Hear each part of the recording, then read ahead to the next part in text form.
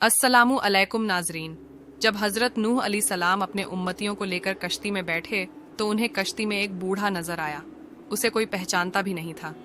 आपने हर चीज़ का जोड़ा कश्ती में बिठाया था, मगर वह अकेला था। लोगों ने उसे पकड़ लिया। वह हज़रत नूह अलैहिस्सलाम से पूछने लगे, ये बूढ़ा कौन है? हज़रत नूह अलैहिस्सलाम ने उससे पूछा, बताओ तुम कौन हो? वह कहने लगा, जी मैं शैतान हूँ। आपने सुनकर फरमाया, तो इतना चालाक बदमाश है कि कश्ती में आ गया। कहने लगा, जी मुझसे गलती हो गई है, अब मुझे आप माफ़ फरमा दें। आपने फरमाया, तुम्हें हम ऐसे ही नहीं छोड़ेंगे। तू मुझे वह बात बताता जा जिससे तू लोगों को सबसे ज़्यादा नुकसान पहुंचता है। कहने लगा, जी मैं सच सच बताऊंगा, अलबत्ता आप वादा करें कि आप मुझे छोड़ देंगे।